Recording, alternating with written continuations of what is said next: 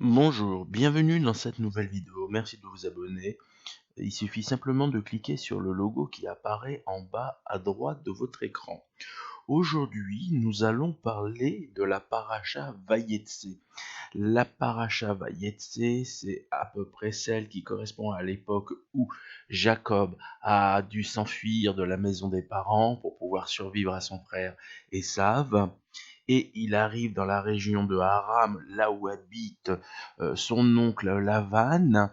Et après un dur labeur de 7 ans, il a enfin le droit de pouvoir épouser la femme qu'il aime, c'est-à-dire Rachel.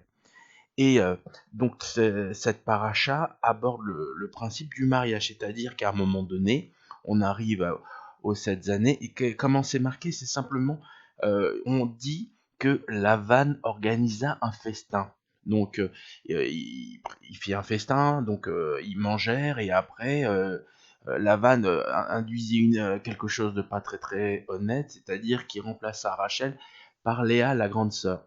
Et Jacob coucha avec la grande sœur, et à ce moment-là, quand Jacob se rendit compte qu'on l'avait floué, qu'on l'avait trompé, il vint se plaindre à Lavan. De nombreux commentateurs ont fait des remarques concernant la façon dont ça s'est passé, à savoir qu'on a organisé le mariage et Lavan en aurait profité pour faire boire Yaakov pour qu'il n'ait plus tout son cerveau et qu'il puisse substituer la petite sœur par la grande sœur.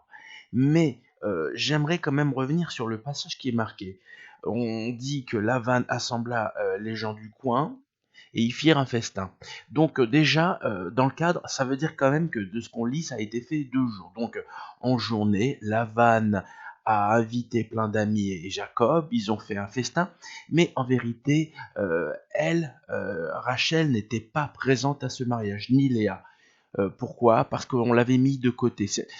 Quand on prendrait la culture de l'époque, il n'était pas nécessaire que la mariée soit présente pendant le festin, puisque son but était de pouvoir permettre à monsieur de l'honorer après ce festin. Donc, qu'est-ce qui s'est passé? Ils ont mangé toute la journée, et quand est arrivé le soir, donc il faisait parfaitement noir, Jacob a pu aller dans le bâtiment, dans l'endroit où résidait sa promise, sa future.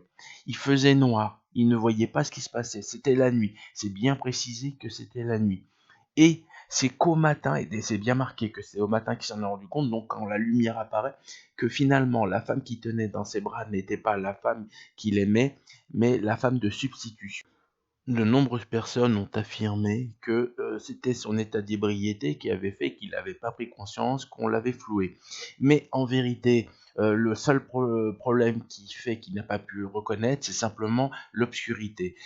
Si on veut trouver des références d'ivresse, on pourrait prendre l'histoire de Lot, le neveu d'Abraham. À un moment donné, ils sont dans une grotte et ses 2 filles le font boire pour pouvoir faire de lui une descendance.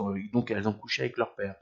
Mais là, c'est bien précisé que lui était dans un état d'ivresse, ce qui n'est pas le cas par rapport au mariage. Tout simplement, la femme n'a pas assisté au mariage, elle n'a été présentée que la nuit dans sa chambre à elle, monsieur l'a honorée, et tout simplement. Donc à l'époque, on ne peut pas dire que les femmes qui se mariaient beaucoup, puisque tout ce qu'on attendait d'elles, c'est qu'elles s'apprêtent pour la nuit de noces. Voilà, cette vidéo est finie. Merci de vous abonner. À bientôt.